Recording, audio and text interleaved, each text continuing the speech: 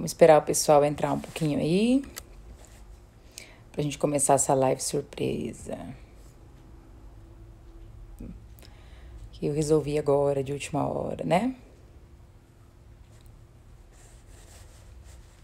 Tudo bem, pessoal? Oi, Larissa, Milena, Rose, Laurinha, tudo bem, gente?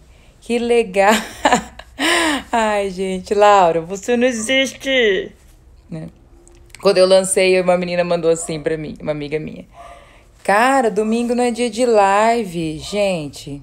Isso é crença limitante, tá? Dia de live é qualquer hora, né? Dia de trabalhar é qualquer hora é dia de qualquer coisa. Na verdade, eu tô atrasada, né, com as lives.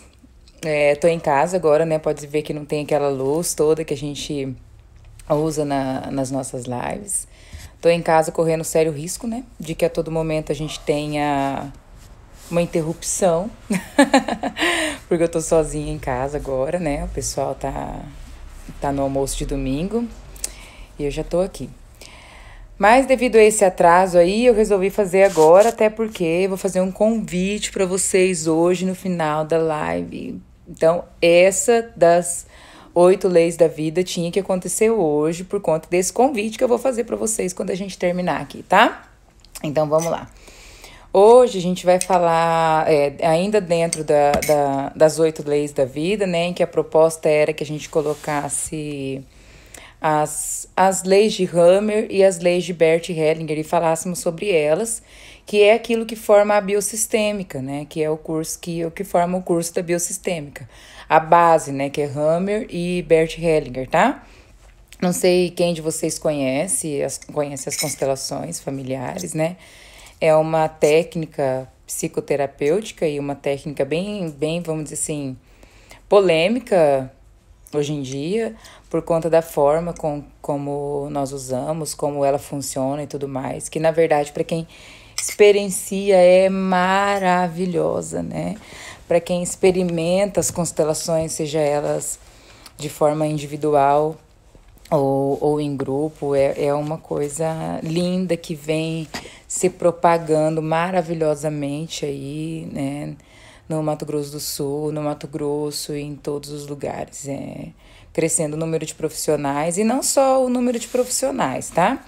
Mas o número de pessoas que se entregam ao movimento da constelação, que se entregam aos conhecimentos da constelação.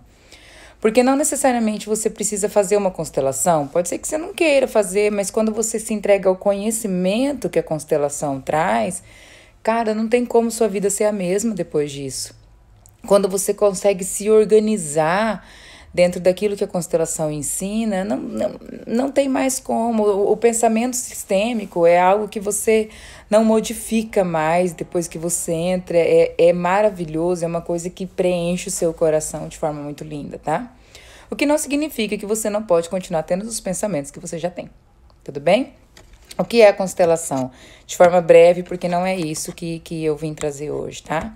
É uma técnica formada pelo alemão Bert Hellinger, que ainda é vivo.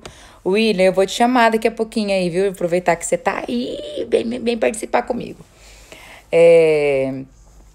Então, é uma técnica, tá? Formada pelo alemão Bert Hellinger, que é vivo, né? E Sophie Hellinger, que é sua esposa, que hoje continua aí, né? O seu trabalho.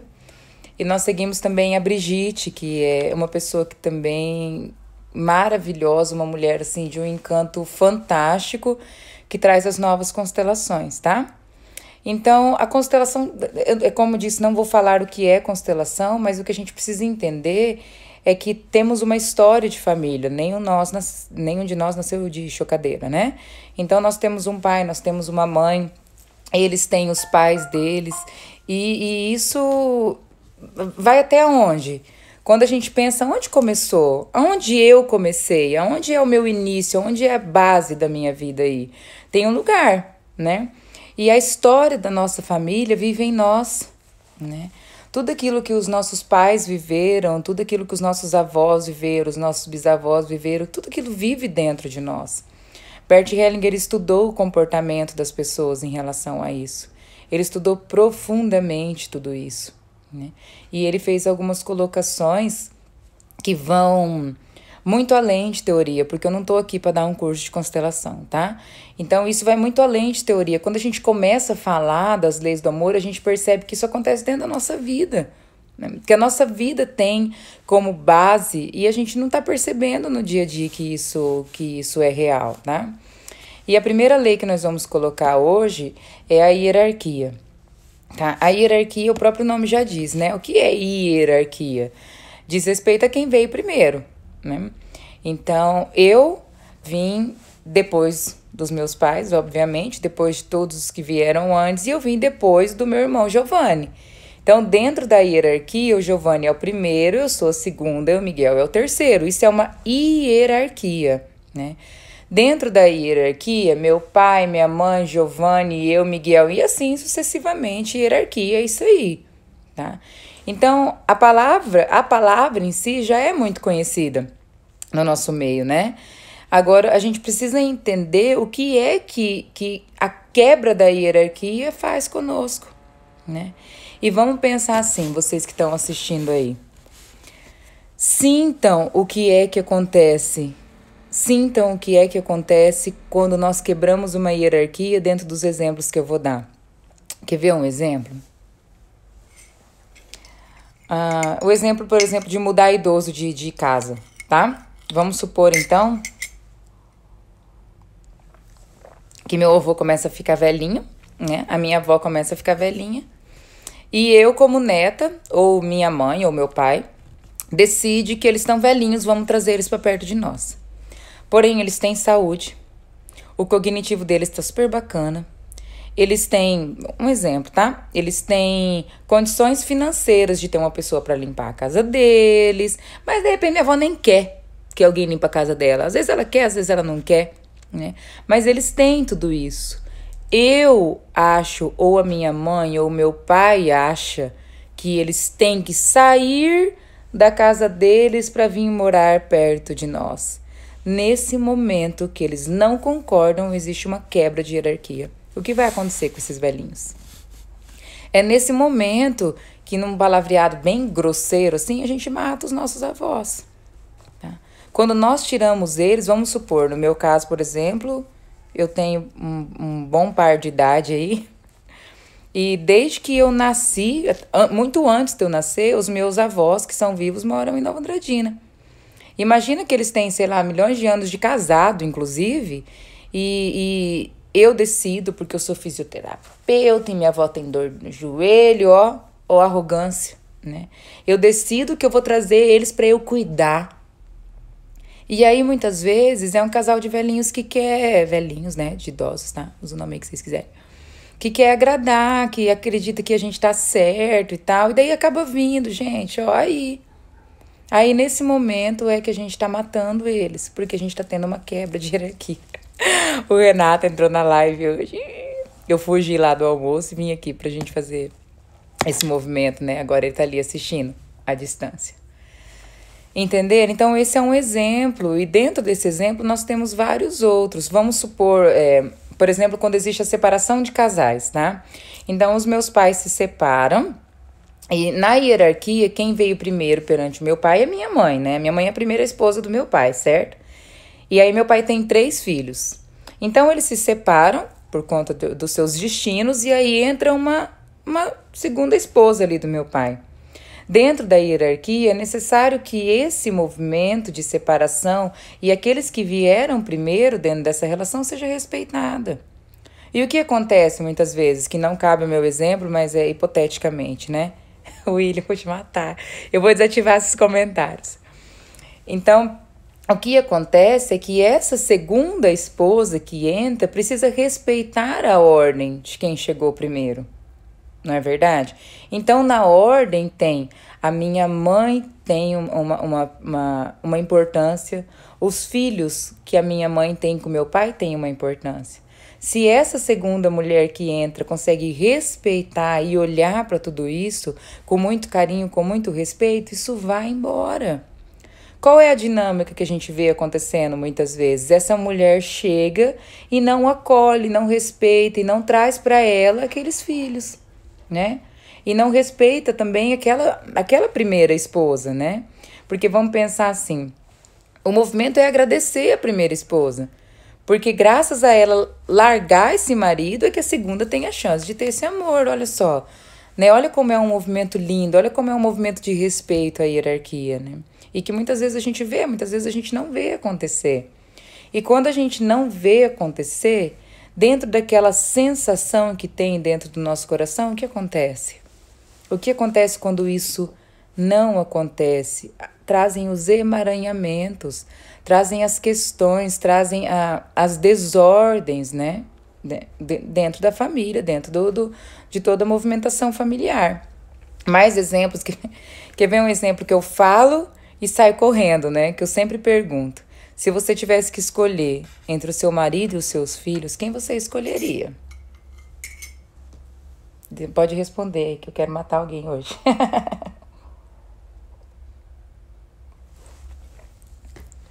Nós temos que escolher o marido, tá? Dentro da hierarquia, o marido tem uma preferência, porque ele veio primeiro. Todas as vezes que uma esposa diz, se eu tiver que escolher entre meu marido e meus filhos, por causa do jeito que ele é, eu fico com os meninos, eu fico com as crianças. Todas as vezes nós tiramos a força do nosso marido, né? Todas as vezes que a gente escolhe os filhos. Porque com esse marido você faz muitos filhos. Com esses filhos você não faz absolutamente nada. Porque eles não são nossos. Eles não são seus. Tá? Então, esse movimento de nós escolhermos os filhos enfraquece a relação com o marido. E muitas vezes o marido sente isso e se retira, né? E olha como isso causa uma grande desordem, que é o movimento de muitas relações. Mais um exemplo que eu estou trazendo de hierarquia entre tantos outros, né? Outros exemplos, por exemplo, quando o pai se retira, o pai trabalha ou a mãe trabalha, assim, e o filho mais velho vem e toma o lugar de um dos pais. Olha aí, mais uma desordem. Vocês conseguem, na minha fala, entender como é a questão da hierarquia? Quando o primeiro não é respeitado, como aquele que chegou primeiro não é respeitado como o primeiro? Não é respeitado como o segundo, não é respeitado como o terceiro? Quando os pequenos não respeitam aqueles que estão acima, quando os pequenos são prepotentes, prevalecidos e acreditam que eles estão numa ordem, que eles têm que mandar, que eles têm que decidir, né? Aqui em Maracaju, por exemplo, nós temos muita lavoura, certo? Nós vemos muito lavouras de família em que o filho mais velho não é o filho respeitado. Aquilo que o filho mais velho coloca não é o filho que está sendo, não é a decisão que está sendo respeitada, tá? Então, isso daí é uma coisa que causa desordem em toda a lavoura, que causa desordem em toda a questão financeira, e a gente não pensa nisso. Todas as vezes que o filho mais novo está tomando lugar e que isso não está bem, vamos pensar que isso pode estar bem, né? Tudo bem. Muitas vezes, quando isso não está bem, traz um profundo emaranhamento, um profundo desgaste em toda a família, um profundo desgaste na mãe. Pode acabar acontecendo brigas de família. E a gente não pode confundir isso com, por exemplo, vamos supor que nós temos 2 irmãos e eles cuidam de uma lavoura, um exemplo. Só que o mais novo tem muito conhecimento, ele traz muito conhecimento. Esse conhecimento pode ser colocado a serviço do trabalho, mas ele não é o primeiro, né? Nós vemos muitas vezes que os pais de família que têm muito conhecimento de vida estão perdendo para a tecnologia. Porque a tecnologia. A gente sabe que a tecnologia nunca vai substituir, não sei, pode ser, nunca é uma palavra muito forte, né? É possível que a tecnologia não substitua o conhecimento de vida, né? Que os nossos pais têm. Eu acredito que não, né? Mas aí pode ser que tenha alguma opinião diferente aí, mas no geral não, tá? E no trabalho também acontece muito. Às vezes a empresa contrata um funcionário e ele tem um puta currículo, ele é bom demais, daí ele já chega querendo tomar um lugar que não pertence a ele, né? E assim, quem já entrou nas empresas e trabalhou nas empresas sabe que a pessoa que mais conhece uma empresa é o guardinha da frente, que tá ali desde que a empresa inaugurou, né? Às vezes o currículo que esse Todo-Poderoso chega aí não vai ganhar nunca de uma pessoa que tem o conhecimento da empresa há muito tempo, mesmo que ela não tenha um baita currículo aí, né? Então, a questão da hierarquia é algo muito sério, muito forte, tá? Vamos dar uma olhada aqui. William, cadê você? Quer entrar? Eu só deixo você entrar se você não falar besteira, igual você tá falando nos comentários que eu acabei de ver, seu engraçadinho, tá? Cadê você? Dá um sinal aí.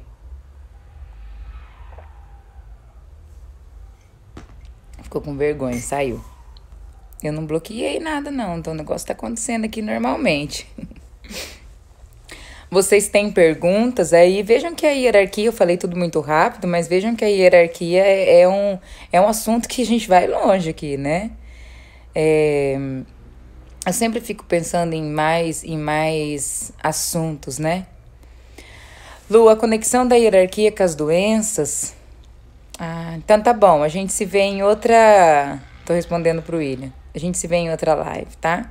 Amanhã, né? Vou fazer já uma propaganda, que eu adoro fazer propaganda. Tem o encontro do William lá, vai falar sobre os jogos de manipulação, bem bacana. Quem não puder acompanhar lá presencialmente, acompanhe pelo Instagram.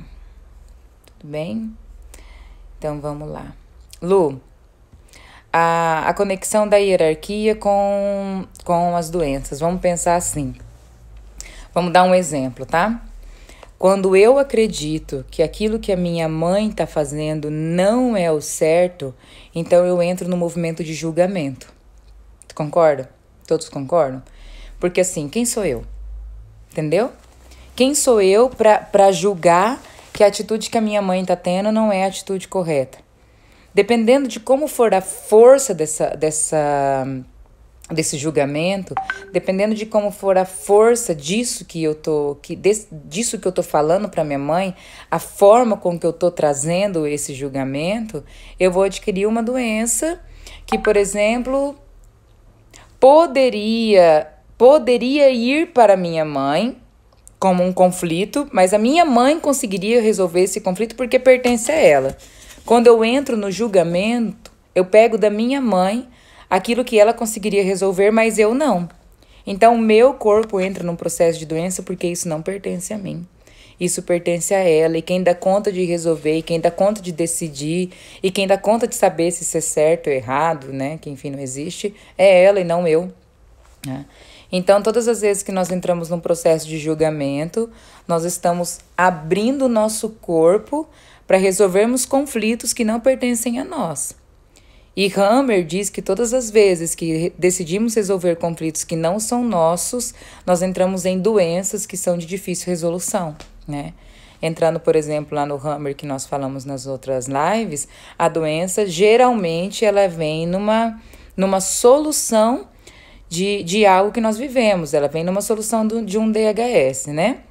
Mas as doenças que vêm quando nós desviamos as ordens do amor, a hierarquia, o pertencimento e o equilíbrio, elas são de muito mais difícil resolução, porque no geral elas não pertencem a nós, ou porque elas vêm acompanhadas de um julgamento muito forte. A gente fala muito sobre o julgamento, né?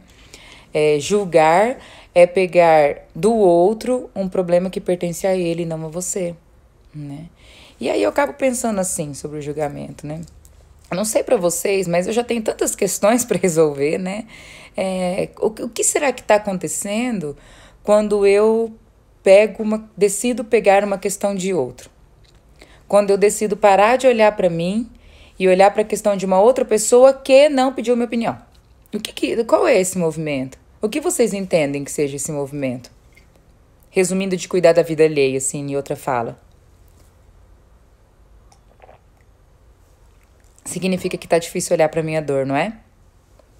Quando eu olho para a dor do outro com julgamento, significa que eu estou escondendo aquilo do outro que pertence, na verdade, a mim, né? E não ao outro.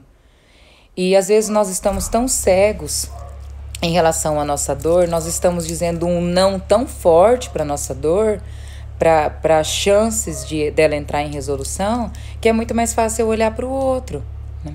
E para quem geralmente é mais fácil da gente olhar? Para os nossos pais. Geralmente é mais fácil a gente terceirizar a culpa para os nossos pais, não é verdade? Então, é nesse movimento que a gente tem que pensar dentro da hierarquia para que a gente entre em PCL somente daquilo que pertence a nós, que já não é pouco, né? Não sei, assim, de repente você, não. Então, de boa aí, mas eu, no meu caso, tô cheia de PCL aí, graças a Deus, um movimento de evolução bem bacana, né? A Beatriz perguntou como não julgar, tenho conflitos em relação a isso. Quando vejo, já me pego julgando. Beatriz, pensa assim, como não julgar? A forma mais fácil de não julgar é olhando para mim, né? A forma mais fácil de não julgar é olhando e falando, o que tem meu nisso daí? O que pertence a mim dentro disso que eu tô julgando? Se alguém puder dar um exemplo de julgamento para eu trabalhar em cima de um exemplo, pode ser você mesmo, Beatriz, dá um exemplo para mim de julgamento, por exemplo. Mas eu penso assim, tem uma outra forma de julgar também, que não é só quando aquilo tá em mim. Uma outra forma de julgar é quando eu gostaria de ter aquilo e eu não quero ter. Daí eu julgo o outro que tá tendo. Vou dar um exemplo bem bobo pra vocês, assim. Um exemplo meu, que de repente ajuda. Quando eu me casei, eu tinha mudado pra Maracaju. E eu não tinha muitos amigos em Maracaju, né? Eu trabalhava e tal, e não tinha muita movimentação. Mas o meu digníssimo marido era o cara das amizades. Então ele tava sempre jogando bola, sempre saindo, tomando uma cervejinha com os amigos. E eu tava sempre em casa, né? De quem era a questão? Era a questão dele, que tinha amigos e que estava vivendo, ou era a minha questão que estava em casa? O que eu fazia nesse momento? Eu botava o dedo nele, você é isso, você é aquilo, você é isso, você é aquilo, mas na verdade o que tinha dentro de mim? O desejo de fazer como ele fazia. Pô. Quando a gente se dá conta disso, a gente fala, puta, tô cagando. E aí é o momento que você precisa decidir se você quer continuar ou não, tá? Mas dentro desse exemplo, vamos ver. As atitudes dos outros, não é que eu queria. Cara, Beatriz, e para todos os outros, o que acontece muito quando a gente julga a questão das atitudes dos outros são as expectativas, né? Quanto mais expectativas nós criamos em cima das pessoas, em cima das situações, maior chance da gente entrar em julgamento e maior chance da gente se dar mal, muito mal. Criar expectativa, cara, eu conheço uma pessoa, eu tenho uma visão sobre ela me demonstra uma coisa, puta, super bacana. Naquele momento eu ponho muita expectativa em cima dela, eu ponho muita expectativa em cima das atitudes dela, e ela é uma pessoa comum.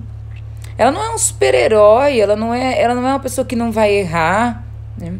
Ela é uma pessoa que pode ter por trás dela muita dor, e essa dor pode se transformar numa maldade que nem sempre existe, muitas vezes não existe, mas é a forma da pessoa de demonstrar dor.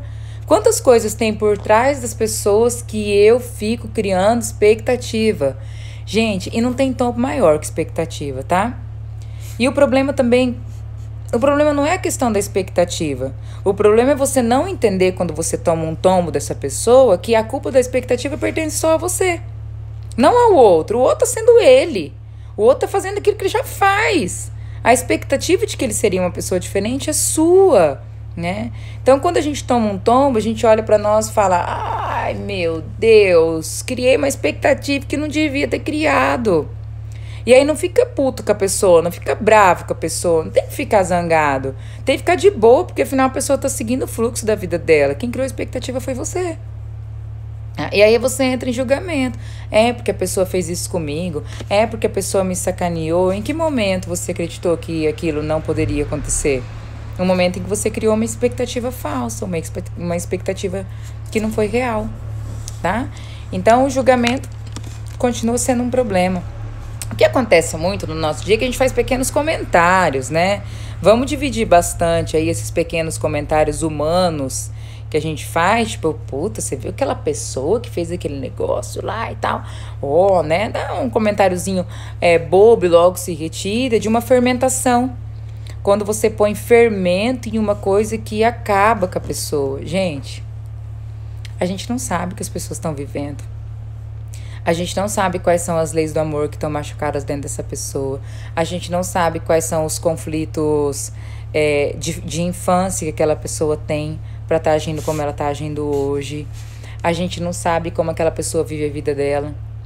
A gente não sabe o que acontece dentro das relações.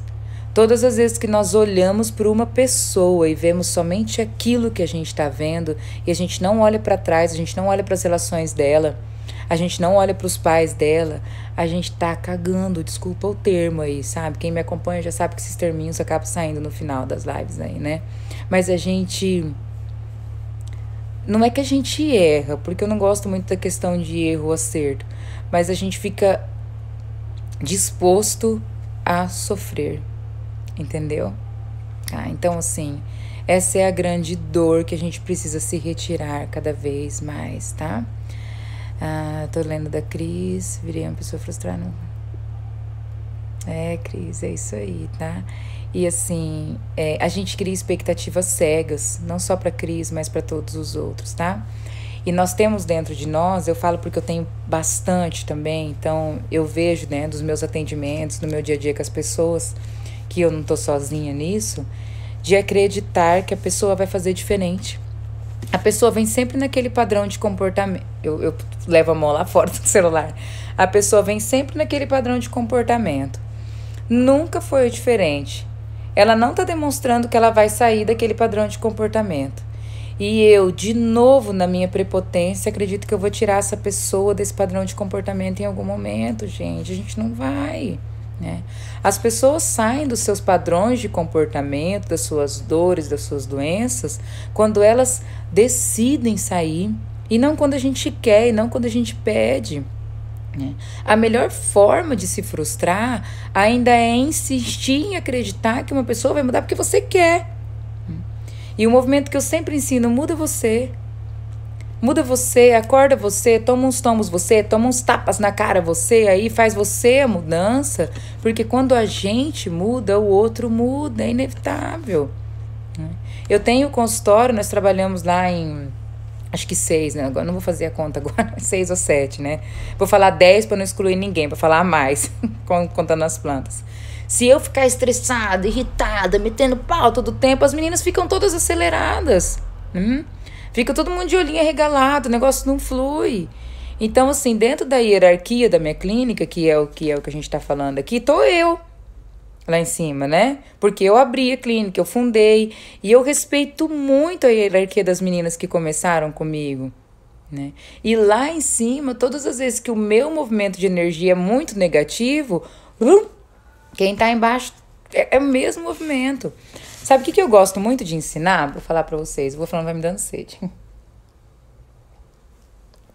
Um beijo, meu amor. A gente vai se falando, tá?